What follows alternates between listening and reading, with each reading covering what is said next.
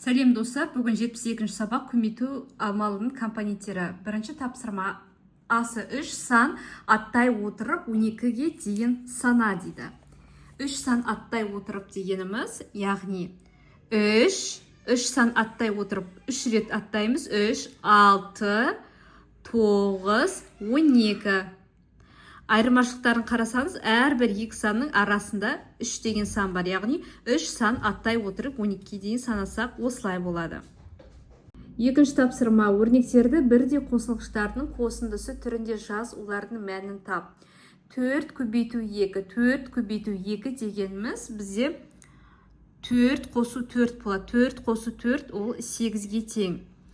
Келесі 5 көбейту 2 дегеніміз 5 қосу 5, ол 10-ға тең.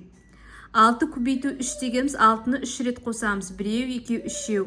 Жауабы 18-ге тең. 3 көбейту 3 дегеніміз 3-ті 3 рет қосамыз. 1, 2, 3. Мәні 9-ға тең. 8 көбейту 4 дегеніміз 8-ді 4 рет қосамыз. 1, 2, 3, 4. Мәні 32-ге тең болады.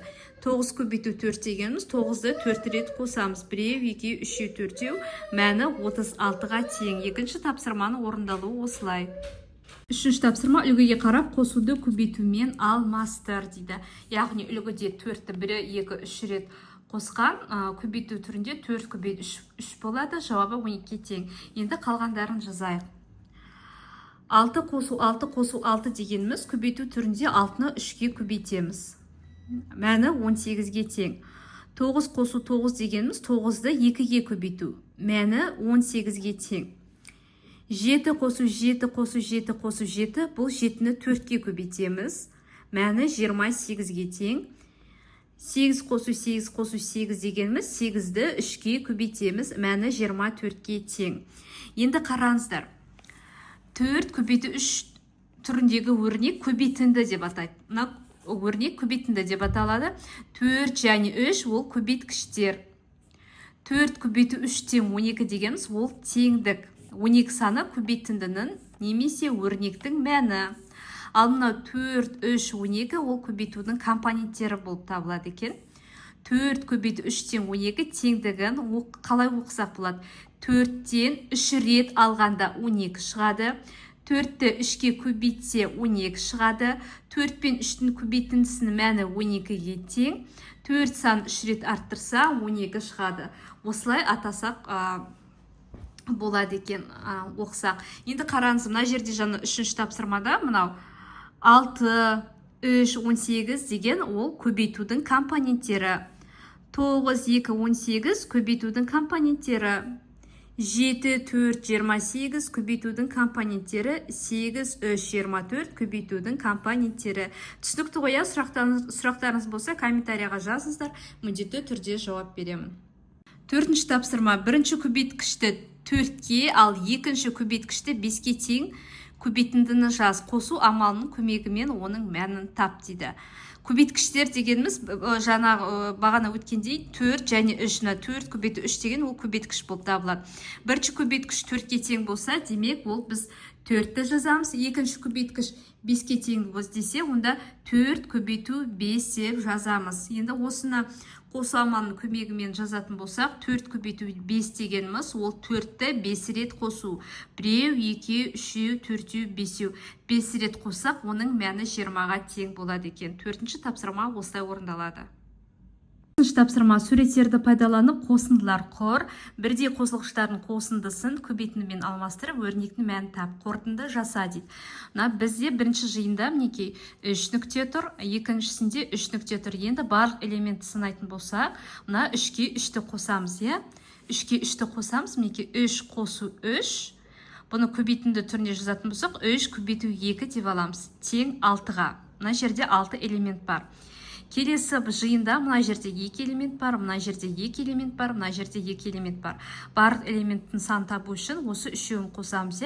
2 қосу 2 қосу 2 тең. Көбейтінді түрінде жазатын болсақ, 2 көбейту 3, мәні 6. Енді қорытынды жаса дейді. Байқасаңыздар, көбейтінді түрінде қарайтын болсақ, мына жерде 3 көбейту 2 деп жазылып тұр. Мына жерде 2 көбейту 3 деп жазылып тұр. Екеулерінің мәні бірдей 6-ға тең. Демек, көбейткіштердің орындарын ауыстырғаннан кейін көбейтіндінің мәні өзгермейді. Бұл көбейтудің ауыстырымдылық қасиеті.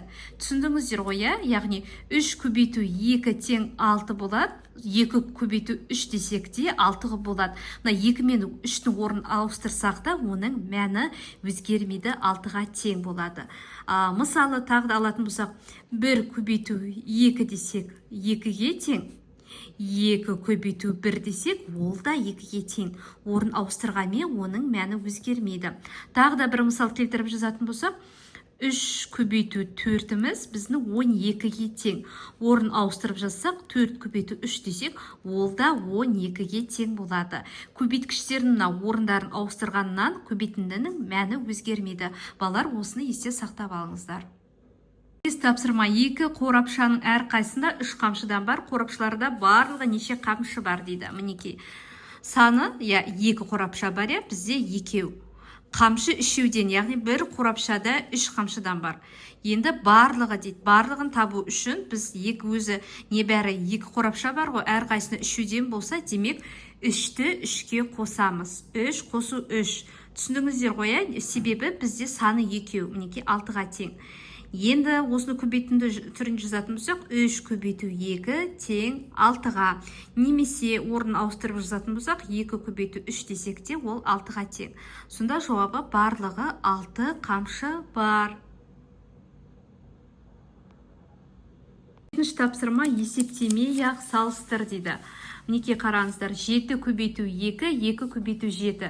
Есептемей салыстырсақ, екеуі тең болады. Себебі бағана айтқандай, көбейтінің орындарын ауыстырғанмен мәні бір өзгермейді, демек екеуі де тең. Астында 4 көбейту 5 мен 5 көбейту 4 салыстырсақ, есептемей ақ ол да тең болады. Себебі орындарын ғана ауыстырған. Түсінікті ғой, Келесі 6 көбейту 7, 6 көбейту 5 дейді. Қараңыздар, бұл жерде есептемей ақ мынаның үлкен екенін бөлуге болады. Себебі 6-ны 7-ге көбейткенде көбірек сан шығады, 6-ны 5-ге көбейтуге қарағанда. Себебі мынау 7 5-тен үлкен, демек мына жақта көп сан шығады. Сол үшін мынау үлкен болады. Келесі 8 көбейту 3 пен 8 көбейту 3-ті салыстырсақ, ол да тең болады. 7-ші тапсырманың орындалуы осындай. Тапсырма теңдеулер құр және оларды шеш. 23 пен А-ның қосындысы 38-ге тең дейді. Демек, 23 қосу А тең 38 деп аламыз. А-ны табу үшін 38-ден 23-ті азайтамыз. А бізде 15-ге тең болады. 23 қосу 15 тең 38. 38 бен 38 теңеседі. Әсі X 29-дан 24-ке артық дейді. Яғни X сан 29-дан 24-ке артық болады. Оны былай жазамыз. X азайту 24 тең 29 деп аламыз. Қазір сіздерге тағы да түсіндірем. Неге екенін. Сонда мына X-ті табу үшін 29-ға 24-ті қосам, сонда біздің X 53-ке тең болады. X-ның орнына 53-ті қоятын болсақ, 53 азайту 24 тең 29-ға. 29 бен 29 теңесті. Енді неге біз азайту деп алдық? Себебі қараңыздар. X дегеніміз біздің 53, ол 29-дан 24-ке артық. Демек, мынау 53 29-дан 24-ке артық деп тұр. Сол себепті X азайту 24 тең 29 деп алдық. 29 бен 24-ның қосындысы 53-ке тең болды. Түсіндіңіздер ғой, мынау X 29-дан 24-ке артық. Яғни 53 саны. Сол себептен X азайту 24 тең 29 деп теңдеуімізді құрдық. 8-ші тапсырма осылай орындалады. Тапсырма көбейткіштері 6-ға және 3-ке тең көбейтінді құр, қосу амалын қолданып, оның мәнін тап дейді. Көбейткіштері 6 және 3-ке тең дегеніміз, ол 6 көбейту 3 дегеніміз. Қосыны түріні жазатын болсақ, 6 көбейту 3 дегеніміз 6-ны 3 рет қосу. Біреу, екеу, үшеу. 3 рет қосамыз, сонда оның мәні 18-ге тең болады. 9-шы тапсырма осылай орындалады. Келесі 10-шы тапсырма, жіпке 5 түйін түйілді. қатар тұрған әрбір екі түйіннің арасы 2 сантиметр. Жіптің шеткі түйіндерінің арасы неше сантиметр болады? Тап дейді. Жіпке 5 түйін түйілді дейді. Мінекей, жіп деп алайық. Мінекей, 1, 2, 3, 4, 5 түйін түйіледі. Қатар тұрған әрбір екі түйіннің арасы 2 сантиметр. Демек, мынау 1 мен 2-дің арасы 2 сантиметр, 2 мен 3-дің арасы 2 сантиметр, 3 пен 4-дің арасы 2 сантиметр, 4 пен 5-дің арасы 2 сантиметр. Ал бізге енді жіптің шеткі түйіндерінің арасы дейді. Демек, мынау менен мына осы екеуінің арасы неше сантиметр, соны табуымыз керек. Оны табу үшін біз мына тұрған екілерді қосамыз. Яғни 2 қосу 2, 2 оған тағы 2-ні қосамыз, оған тағы 2-ні қосамыз, оған тағы 2-ні қосамыз. Яғни 1, 2, 3, 4 рет қосып тұрмыз. Сонда соның мәні шығады. Көбейту түрінде жазатын болсақ, 2 көбейту 4. Жауабы 8 сантиметр. Сонда жіптің екі шеткі түйіндерінің арасы 8 сантиметрге тең. 2 көбейту 4, немесе орын алмастырып 4 көбейту 2 десек те 8 шығады. Достар, бүгінгі сабақ осымен аяқталды. Келесі сабақты көру үшін менің каналыма тіркеліп қойыңыздар. Видеоға лайк басып, өз достарыңызбен жіберіңіздер.